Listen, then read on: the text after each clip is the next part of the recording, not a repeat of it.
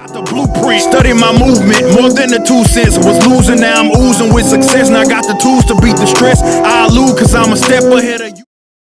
Welcome to 3 Count Commentaries. This is your host, MagMongoSlade. Today we're going to talk about NXT from March the 22nd, 2022. So not much in the way of news and notes, but there has been a Performance Center class. Not going to go through it all, but we're going to talk about some of this stuff here, mainly because a lot of these people are people I've never heard of before. We're going to hit some names that have been on NXT before and some names that sound familiar. So the first name is Theresa Schwessler, who debuted on NXT 2.0 as Fallon Henley, is a 24-year-old Tampa, Florida native with 5 years of experience under her belt, competing in the independent circuit under the name Tesha Price. Fallon Henley was actually on, Fallon Henley, she was actually on this show, and she's been on the show for a while before she had officially signed a contract. So that's very interesting, and to borrow some very weird internet lingo that I probably shouldn't be saying, I love that for her. Anyway, Kayla Inlay, who has also been on NXT, she's a former collegiate dancer and cheerleader. Inlay was trained by former WWE superstar Tyler Breeze at his training school, Flatbacks. If I remember correctly, Flatbacks is also co-owned by Shawn Spears, whose name, of course, is not mentioned here for obvious reasons. So that was pretty cool. The next one is 18-year-old Maddie Ninsley, is a 6-time state champion in vault, having trained in competitive gymnastics for 11 years. She's 11 years? She's been doing it since she was 7. Woo. She also competed on the independents under the name Nikita Knight. I think I may have seen her before. A Bianca Carelli, the daughter of WWE superstar Santino Marella, comes to the Performance Center after earning her bachelor's degree in biology from Western University. Carelli has extensive training in MMA fighting with a focus on judo, jiu-jitsu, and boxing. Cole McKinney, aka Cole Carter on the independents. This name sounds familiar, but the face is not connecting. I know I saw this guy somewhere before. Anyway, he's from Charleston, West Virginia, has been honing his craft for over a year and a half already, foregoing wrestling offers from Division I universities to pursue his passion for pro wrestling. Okay. Carla Gonzalez from Pasadena, Texas, is better known as Roxy after graduating from Booker T's Reality Wrestling School as the youngest Reality of Wrestling Diamonds champion. They did not mention that she was the Ring of Honor Women's Champion on the WWE.com website. They didn't mention it at all. They gave Booker T the nod. Well, this is going to become important later. But they mentioned Tyler Breeze without mentioning Shawn Spears. They mentioned Booker T. Now, this is going to become important in a minute, because it's going to lead into my second note that I want to talk about, and I want y'all's thoughts on it. So, Amelia Hare, or whatever, is an 18-year-old criminal justice major out of Westchester, Pennsylvania, with 2 years of Taekwondo training under her belt. She also competed on the independents as the Notorious Mimi. Now, she was trained by Danny Cage at the Monster Factory, the Notorious Mimi. And when the recruits went up, everybody was like, oh yeah, congratulations to the Notorious Mimi, yada, yada, yada. And Danny Cage was pissed. He was pissed because, well, the Monster Factory was not mentioned when all the other schools were. When Booker T was mentioned, when Tyler Breeze was mentioned, the Monster Factory was not mentioned. And he basically says, hey, look, we have sent quite a few talents to WWE, and we're not really getting the appreciation that we deserve. And I feel like he got a good point. I feel like he had a hell of a point. Now, I don't know what exactly the relationship is between Monster Factory and WWE. I'm not entirely sure. But they have signed quite a few wrestlers, and I think there is a poster of all the people who have been through the Monster Factory over the years, and I'm looking at it right now. And Godfather, Big Show, Sheamus, Matt Riddle, Tatanka, D'Lo Brown, King Kong Bundy, Bam Bam Bigelow, Virgil, Tony Atlas, Raven, Damian Priest, Rocco Rock of Public Enemy, Balls Mahoney, Chris Candido, Gilbert, that QT Marshall, the Headbangers, That guy, I forgot who his name is. I know who he is though. Riccaboni is there. The Pitbulls, they were in ECW. And Notorious Mimi is the last one on the list. There's some other guys here that I also don't recognize. But these guys have gone through the Monster Factory. Maybe not trained by Danny Cage exactly, but there are former people who went through that organization, and so it's been around for a while. So it has some lineage, and it's got to be really good for the organization to get that publicity and that recognition. But unfortunately, they seem like they want to put them on the back burner. So, do you think he was just being a little whiny, or do you think he should get some credit for training this young lady? She's only 18, and putting her in a position for WWE to be able to get her. So, while you ponder that, we will move into NXT. So, NXT starts with Trick and Mello talking about who will be the next man into the, what do they call it? The Mellow ladder match. What the hell do they call it? Mellifying or something like that. Whatever. It was qualifying matches for the North American title ladder match. The first match, Roderick Strong versus Solo Sakoa, in which Solo Sakoa won with the splash from the top rope, and I was shocked. I must say, I was shocked. I get that Roderick Strong doesn't need it, but for Christ's sake, you're building up Roderick Strong in NXT UK. Like, he defeated Wolfgang on NXT UK, and he's going to challenge Ilya Dragunov over there. And now it's like they're doing the same thing they're doing to him that they do to Booker T. They're doing to Dolph Ziggler and Robert Roode. They're jobbing out on Raw and then coming to NXT and being pushed. So they're jobbing out he's jobbing out Roderick Strong on NXT, but he's being pushed in NXT UK. That's weird. Why can't we sync these things up and they be pushed in both places? I don't know, why we have to undercut his credibility on one show while trying to boost his credibility on another show. That's like Stone Cold Steve Austin losing on the Velocity but winning every Monday on Raw. It literally makes no sense. But anyway, Solo Sikoa is in the match. I'm not a huge fan of Solo Sikoa. Trick and Mello were on commentary. They were kind of funny, but what made me laugh mostly is Santos Escobar in the aisleway watching, and I just kept getting Andrade vibes from him, especially when he opened up his jacket. I just in my head like, look at me, and it's just like I was so out of it. I was laughing so hard. The next match for the North American Championship situation, Grayson Waller defeated A-Kid in a match that felt like it was like 4 minutes. I knew that A-Kid was going to lose, but I didn't think it was going to be so convincing.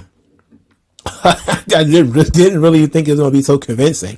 I thought they was going to make this match lengthy at least to show what A-Kid is going to do, but it clearly is a situation where he's going to get repackaged, so they don't really care. Grayson Waller wins with his running outside the ring, inside the ring stunner thing. After the match, Carmelo Hayes says, okay, they have one more spot, and they're basically going to have a second chance triple threat match. So all of the losers who've lost so far is going to get one more chance. And then he confronted A-Kid by saying A-Kid may be A-Kid, but he'll never be the A-champion. And then Trick Williams said something about banging the A-Mama or something like that, to which they got into a little bit of a scrub with A-Kid, and he ended up running away. They seem to lean that A-Kid is going to be the guy who's probably going to get the nod. But then they played the promo for Cameron Grimes, where Cameron Grimes talked about being emotional and frustrated last week after his loss. And he told the story about his dad. His dad loved the business. His dad was his best friend. And his dad died shortly before he joined NXT. And he made his promise to his dad that he was going to become a champion. And this, next week's triple threat match is going to be his final opportunity to make good on that statement, that he said to his dad. And he's got to be the emotional favorite. He's got to be the emotional favorite. And I don't really see a need for it to be anybody else, to be quite honest. A-Kid, again, he feels like he's going to be repackaged to me. Solo Sikoa is going nowhere fast. I don't even think the guy's really over. So I mean, the character doesn't even fit. It doesn't make sense. Everybody just chants Uso at him all the time. You know, I just don't see him being the guy. I just don't. And A-Kid, again, for like the third time, he just feel like he's going to be repackaged.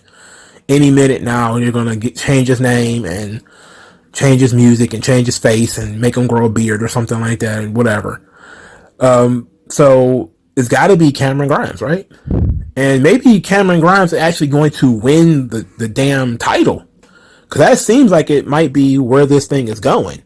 And what actually might be an excellent story is that, you know, Cameron Grimes is doing this for his dad. You know, I think at some point, I think he needs to win it. You know, if people start to believe in Cameron Grimes, which they have, and he connects with this dad story, which I don't understand why people wouldn't resonate with people. It doesn't feel cheap. It doesn't feel forced. It came out in an organic way where he was talking about being frustrated and disappointed in himself, and he's disappointed in other people. He's got to win the title. And it makes sense for him to win the title because it's a ladder match. He doesn't have to beat Carmelo Hayes and pin him. And considering he'd already lost to him. So it's a good end round to get the belt off of Carmelo Hayes and onto Cameron Grimes to get the feel good moment. You know? So I think that they should go with that. But hey, I don't know too much of nothing. All right, so the most watched TikTok in WWE history is apparently the four-way orgy of Indy Hartwell, Dexter Loomis, Persia Pirotta, and Duke Hudson, and they were bragging about it. Of course, they're gonna brag about it. But oh, so weird. Anyway, Indy and Persia was both arguing about which one was the most popular couple. And Persia Pirotta says that Index is out and Dershia, which is Duke and Persia, is in. Indy Hartwell then said something to the effect of her husband is going to beat Tony D'Angelo, and then they have the match, Tony D'Angelo versus Dexter Loomis. And all of these idiots were outside the ring for this match. Duke and Persia were at ringside. Indy Hartwell was also at ringside. There was a spot where Tony D'Angelo was in trouble, so he goes for his crowbar. Indy Hartwell grabs the crowbar. Then Persia Pirotta and Indy Hartwell are jockeying with the crowbar, and Persia Pirotta pulls it from her. Then Tony D'Angelo tries to take the crowbar from Persia Pirotta. They argue with it a little bit. He ends up yoinking it, and in one motion, whapping Dexter Loomis across the head. He bumped the referee at the same time, so the ref didn't see it. He then tossed the crowbar, hit his finish on Dexter Loomis, pinned him, and won the match. After this, Indy Hartwell confronted Persia Pirotta to see if she did this on purpose and blamed her for Dexter Loomis losing. Persia Pirotta was like, "Oh no, I didn't do it on purpose." And then she, of course, goes on to brag about Duke Hudson being great in the ring and out, and it was mighty cringe.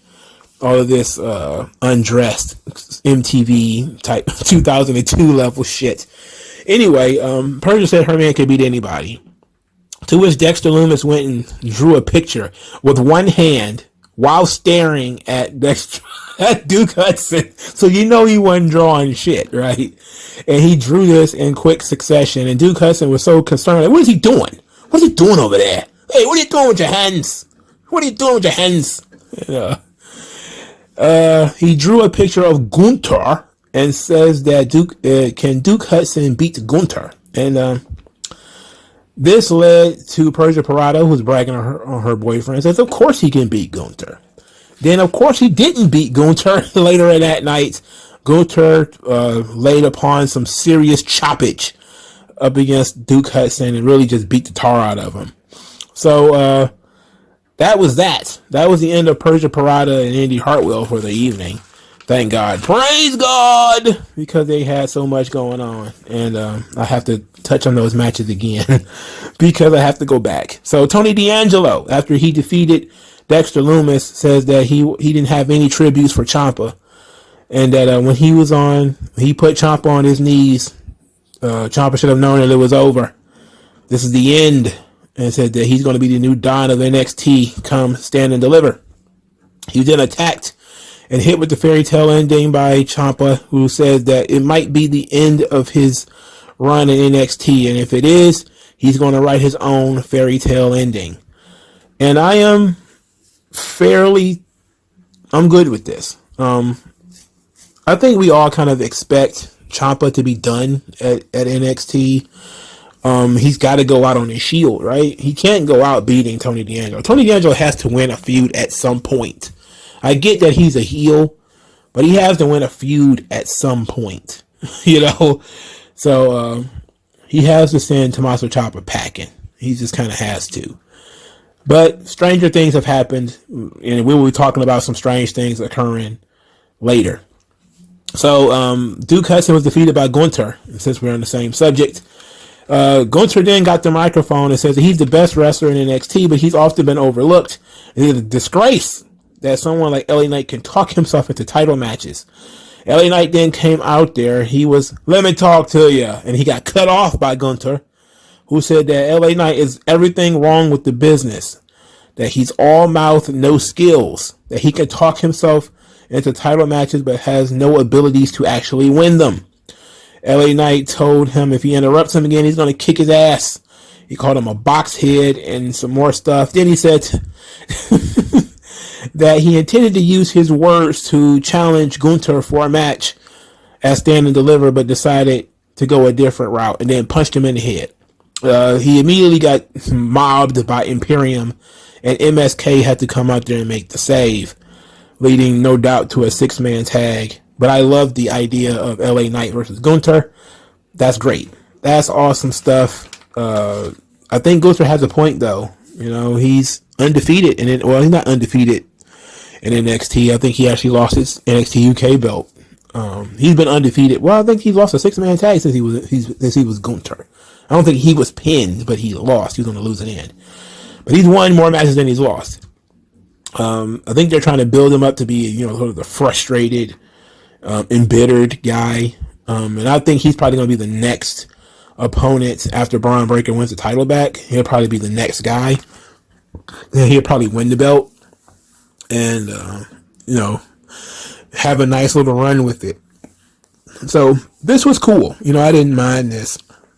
I liked LA Knight versus Gunther as a match.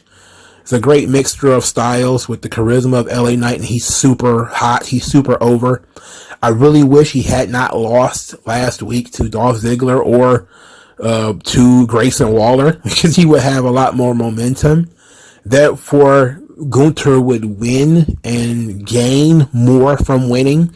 There's something to be said about momentum on these rosters, and WWE believes so heavily in the wins and losses don't matter. The story matters. Ergo, unless the story involves the guy not losing, the guy is probably going to eat losses unnecessarily.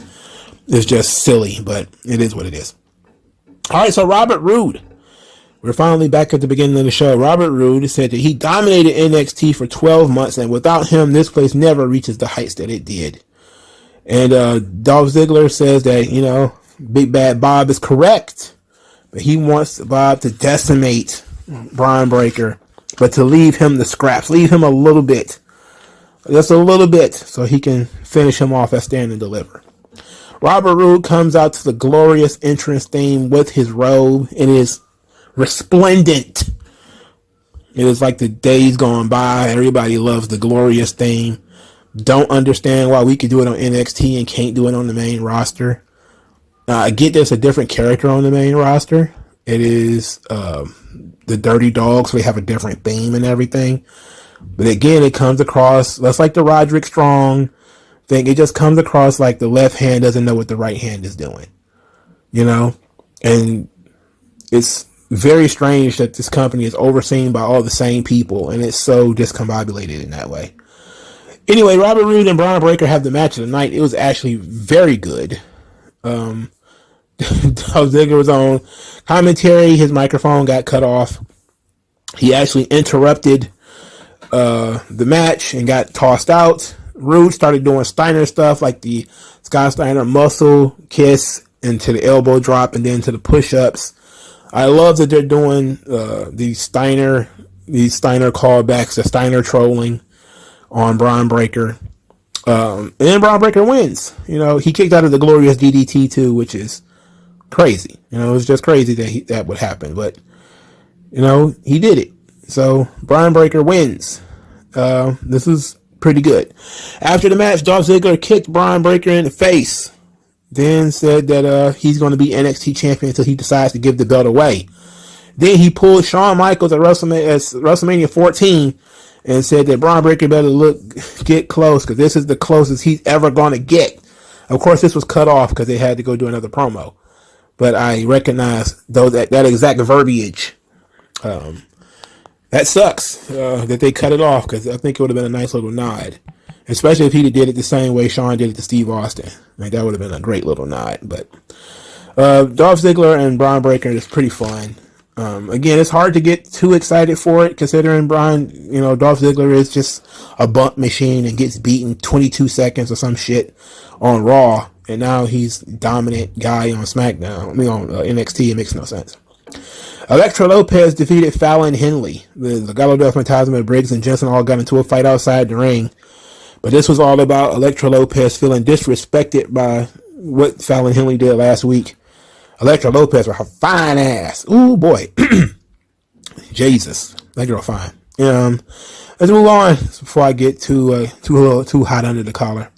Draco Anthony, he's being stalked by Joe Gacy. Joe Gacy keep calling his phone. And he keeps sending him the voicemail. I don't know why he just didn't block his number. I mean, come on. There's easier ways to handle this situation. Zion Quinn is concerned about Draco Anthony. Because Gacy keeps sending him videos. So Gacy sends him a video saying that Draco Anthony doesn't need to live his life alone. And that together, that can make life so much better. So he turned the phone off and threw it. Because he's tired of Joe Gacy bothering him. Joe Gacy won't leave him alone. He's a bugaboo. Zion Quinn asked if he needed his backup. Said he got his back if he wanted it. But Draco Anthony, I guess, still wants to go it alone. I don't see that's not smart. That doesn't strike me as being very smart. So now that was quite a bit of the show covered right there. So now I guess we could talk about Wendy Choo, because Wendy Choo and Dakota Kai now have a promo segment, which means we're going to talk about their match and talk about the twist, which a lot of people didn't like, and, it is what it is. So Wendy Choo says that Dakota Kai last year won the Dusty Cup with her tag team partner, Raquel Gonzalez, and they were a good team. But now she has a better partner and a new best friend, and she's going to win the tournament all over again. The Dakota Kai says that Raquel Gonzalez and I were a great team, but then things fell apart, and now I'm going to be the first one to ever win the Dusty Cup twice. She would fail in that endeavor. Wendy Choo and Dakota Kai were defeated by Kaylee Ray and Io Shirai. This match, I was like, oh buddy. For starters, I know why it's the main event, but I was just kind of like, I can't believe Robert Roode and Braun Breaker is not the main event, especially after the twist, but let's talk about that momentarily. At one point, Io Shirai's 619 was blocked with a bobby pillow, and I was like, Jesus H. Calgon, take me away. Next, Kaylee Ray nearly dies again from a top rope belly to belly from Wendy Choo, to which she seemed like she banged her neck again on the mat. They insist on trying to murder Kaylee Ray. They want her in a wheelchair like yesterday. They want her in a wheelchair so bad. So, Kaylee Ray did a standing swanton, which I thought was very interesting. I don't think I've ever seen that before. Somebody do a swanton bomb to a standing opponent. That was pretty cool. So Kaylee Ray and Io Shirai win the match with the KLR bomb plus the moonsault. While they're celebrating their victory, Mandy Rose interrupts the celebration, says that if they believe they can defeat Toxic Attraction for the tag team championship, they are sadly mistaken. Then Kaylee Ray took the microphone and actually agreed with Mandy Rose. And I was like, huh? Then she says that the point of winning this tournament was for them to take down Toxic Attraction. And the only way to really hurt Toxic Attraction is to take down the one thing that they care about more than anything. And that is the NXT Women's Championship. So they will be cashing in their Dusty Cup victory, but not for the tag team titles, but to make the Women's Championship match a fatal 4-way match. They swerved it. They swerved us.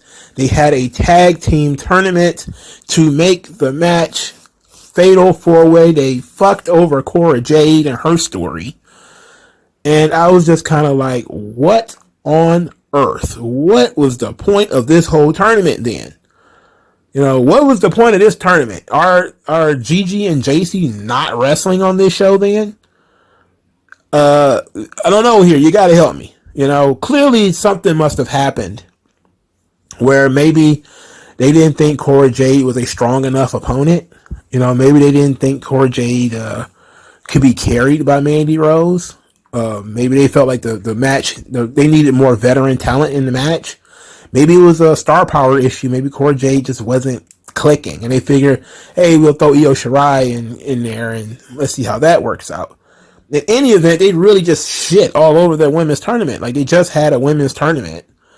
And for like the second year in a row, the victory was kind of thrown in the air because wasn't it last year when they won the tournament to get a tag team championship match and then they never got the match? They had to win the women's tag team titles. They were given titles and then they immediately lost the fucking titles. Now they have the winners of the Women's Dusty Cup and they said, you know, fuck that tag team belt. We want the women's belt. It's like, okay, well, let's just end this Women's Dusty Cup thing then. How about just end it? Nobody cares about the women's tag team division anyway. Let's just end it. Get rid of it. You know, it can be fun, but if you're not going to stick to the premise of this is like one or two or three major flaws in the Shawn Michaels booking. He does like to have the champions beat people and then they double back later. He had Mandy Rose defeat Kaylee Ray. Now she's going to double back into this thing. And it makes sense because, again, it's traditional pro wrestling booking. You know, you challenge the champion, you get kicked off the mountain, you have to fight your way back up. But this is not the way to do it. Using a tag team to say basically they're not really friends. And I get it. They weren't friends. And this was all about convenience. The Io Shirai Kaylee Ray tag team was about convenience. And you could have this loose association and still be a solid enough tag team. They proved it by winning the tournament. But now you turned it into a fatal 4-way match. And I'm just kind of like stupefied by that. I'm just, I can't believe they did that. Like, one hell of a twist. And it seemingly was taken very negatively. After the big fight scene, Cora Jade came down there to save Kaylee Ray and Io Shirai, and that was confusing because they just butt their way into her match. Why did she shouldn't be helping them? She should be pissed. She tried to Looney Tunes capture these people. She got beat up by them in the hellish NXT parking lot, and now Io Shirai and Kaylee Ray are just gonna butt their way into her match. Like, no, and it's too late. It's not. They don't have enough time for like Cora Jade to get rid of them or anything like that. You know, it's not like she can fight them in a one-on-one match, beat each one of them to get them out of the match. And I think that would be an interesting scenario. It would be like, hey, if you lose, you're out type of scenario. You have like a couple of singles matches, and if you lose, you're out. You know, but turning the women's match into a fatal 4-way, I think, kind of ruins everything. I think it ruins the story that they were telling with Cora Jade and Mandy Rose. I think it ruins the story they were telling especially in the tag team division. They shit all over the tag team titles. It's just a lose-lose situation. There's no wins to be had here. And it turns a match that was a singles match into a fatal 4-way, which fucking sucks. I am not a fatal 4-way triple threat guy. This is going to be agonizing. I can promise you that. Yes, I can promise you that. Of course, there's going to be a lot of discussion about this, and I have to say, I'm going to give it a big fat thumbs down. I get that Cora Jade was not ready to win the title, and that seemed to be where they was trending towards. But if this is just going to be an excuse to have Kaylee Ray pin Cora Jade or something like that in order to get the belt, they can go fuck themselves. And I'm really, because that's what I'm thinking they're going to go with here. They're going to have Kaylee Ray win the title, and that's not good because Kaylee Ray is probably the weakest contender for the title that they have in this picture, mainly because she's the least amount of over when it comes to everybody here. She's the one that's not over. Io Shirai is infinitely over, and Cora Jade is very popular for a new wrestler in NXT 2.0, and Kaylee Ray is just existing on this roster.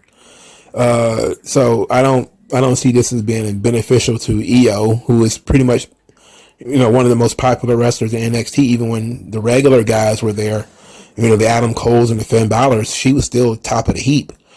And now they're putting her in a position where they're just using her name because she's not going to win it. So either they're going to use Cora Jade to take the fall, or they're going to use Kaylee Ray to take the fall. Either way it goes, this is not good, and it sucks. They can't all be stars. I can tell you that much. Everything can't be great. All right, so Bodie Hayward is there, and he's doing a lecture on fortitude, talking about showing up to class with busted face and all the fortitude he had to show to support the school and how much he loves the school. Then he got mad when someone interrupted him. Somebody interrupted his lecture, and he went off on him, similar to Andre Chase, cussing him and everything. Andre Chase says, hey, that's a lot of anger you got there. Where did you get all this from? Where did you learn all this? Bodie Hayward says, I learned it from you. And then Andre Chase's heart warmed up and says that he approved. He liked this. Then Bodie Hayward said he wanted to challenge Von Wagner. And I was like, oh boy. Von Wagner. Lord have mercy. Okay, if you say so, boss.